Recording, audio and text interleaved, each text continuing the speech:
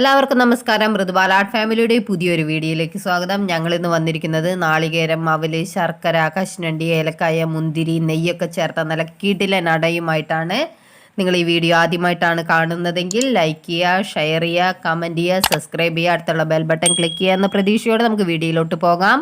ആദ്യം തന്നെ ഒരു പാൻ അടുപ്പത്ത് വെച്ച് ചൂടാക്കുക. അതിനായിട്ട് നമ്മൾ നെയ്യ് ഒഴിച്ചു കൊടുക്കാം. നിങ്ങൾക്ക് നെയ്യ് കൂടുതൽ ഉപയോഗിക്കുന്ന ഇഷ്ടമാണെങ്കിൽ കൂടുതൽ ഒഴിക്കാം, അല്ലാത്തവർക്ക് കുറച്ച് ഉപയോഗിക്കാം. ഞാനിവിടെ 1 ടേബിൾ സ്പൂൺ നെയ്യാണ് ഉപയോഗിച്ചിരിക്കുന്നത്. അതിലേക്ക് നമ്മൾ ഉണക്കമുന്തിരി ഇട്ട് കൊടുക്കുകയാണ്. ഉണക്കമുന്തിരി ഒന്ന് വറുത്ത് വരുമ്പോൾ നമുക്ക് കശുവണ്ടി ചേർത്ത് കൊടുക്കാം. കശുവണ്ടി ഒന്ന് നിറം മാറി കഴിയുമ്പോൾ നമുക്ക് അതിനകത്തേക്ക് അവലാണ് ചേർത്ത് കൊടുക്കുന്നത്. അവൽ നല്ലോണം മൊരിയണം, എന്നാൽ നല്ല ക്രിസ്പി ആയിട്ട് ഇരിക്കുകയുള്ളൂ. അപ്പോൾ അവൽ ചേർത്ത് കൊടുത്ത് നമുക്ക് കരിയാതെ ഇളക്കി കൊടുക്കാം. ഞാനിവിടെ ചേർത്ത് എടുത്തിരിക്കുന്നത് ഒരു ചെറിയ കപ്പ് അവലാണ്. അവൽ നല്ലോണം ഒന്ന് വറുത്ത് വരുമ്പോൾ നമുക്ക് അതിനകത്തേക്ക് ചെറുകിയ തേങ്ങ ഇട്ട് കൊടുക്കാം. പ്രത്യേകം ശ്രദ്ധിക്കേണ്ട ഒരു കാര്യമുണ്ട്, തേങ്ങ ചേർത്ത് അധികം മൊരിയിക്കരുത്, തേങ്ങയുടെ ടേസ്റ്റ് മാറും.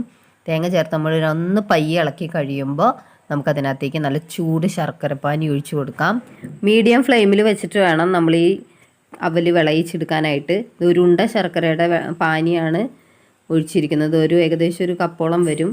അപ്പോൾ നമ്മൾ നല്ലോണം ഇളക്കി കൊടുക്കുക, അടി പിടിക്കരുത്. അടി പിടിക്കുന്ന തോന്നുകയാണെങ്കിൽ ഇച്ചിരി നെയ്യും കൂടെ ചേർത്ത് കൊടുത്താൽ അടി പിടിക്കാതിരിക്കും. അപ്പോൾ അതൊന്ന് നല്ലോണം ഒന്ന് വരണ്ട് വരുമ്പോൾ നമുക്കതിനകത്തേക്ക് ഏലക്കായ ഇട്ട് കൊടുക്കാം. ഞാനൊരു 3 ഏലക്കായാണ് ഇട്ട് കൊടുത്തിരിക്കുന്നത്, പൊളിച്ചിട്ടാണ് ഇട്ട് കൊടുത്തിരിക്കുന്നത്. നല്ലോണം ഇളക്കി കഴിഞ്ഞാൽ വെള്ളം വറ്റി കഴിയുമ്പോൾ നമുക്ക് തീ ഓഫ് ചെയ്യാം. എന്നിട്ട് നമുക്കിനി അട പരത്താം. നമ്മളിവിടെ ഒരു ചീന്ത ഇല എടുത്തിട്ടുണ്ട്, അതിനകത്തേക്ക് ഇത്തിരി വെളിച്ചെണ്ണ ഒഴിച്ച് കൊടുക്കാം. അത് ഈ അരിമാവ് നമ്മളുടെ ഇലയിൽ ഒട്ടിപ്പിടിക്കാതിരിക്കാനാണ് വെളിച്ചെണ്ണ ഒഴിച്ച് കൊടുക്കണം. എല്ലാ വശവും നല്ലോണം തേച്ച് കൊടുക്കാം. എന്നിട്ട് നമ്മുടെ ചൂടുവെള്ളത്തിൽ ഉപ്പിട്ട് കുഴച്ചെടുത്ത നല്ല മാവ്, നല്ല നൈസ് പൊടിയാണ് ഇവിടെ മാവിനെ ഉപയോഗിച്ചിരിക്കുന്നത്. അതുകൊണ്ട് നമുക്ക് നല്ലോണം പരത്തി കൊടുക്കാം. പരത്തി കഴിഞ്ഞ് ഇത്തിരി വെള്ളമോ വെളിച്ചെണ്ണ തൊട്ട് പരത്തി കഴിഞ്ഞാൽ ഇവിടെ കയ്യിൽ ഒട്ടിപ്പിടിക്കില്ല, സുഖമായിട്ട് പരത്താൻ പറ്റും. അട പരത്തി കഴിഞ്ഞാൽ നമ്മൾ അതിനകത്തേക്ക് നമ്മുടെ അവൽ വിളയിച്ചത് ഇട്ട് കൊടുക്കാം. അവൽ വിളയിച്ചത് ഒരു പകുതിക്കോളം ഇട്ട് കൊടുത്തിട്ട് നമുക്ക് ഇല പയ്യെ മടക്കി കൊടുക്കാം. എന്നിട്ട് നമുക്കൊരു പാൻ അടുപ്പത്ത് വെച്ച് ചൂടാക്കി ഇത് ചുട്ടെടുക്കാം. പാൻ നല്ലോണം ചൂടായി കഴിയുമ്പോൾ നമുക്ക് അട പാനിലേക്ക് വെച്ച് കൊടുക്കാം.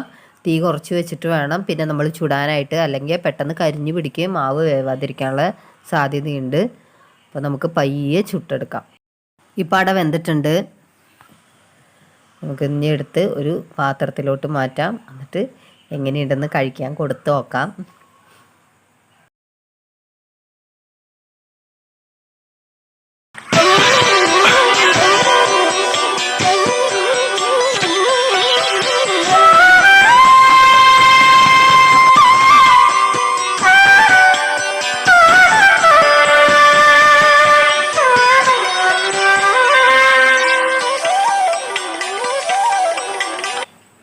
അവിടെ കുട്ടികളുടെയൊക്കെ വേണോ?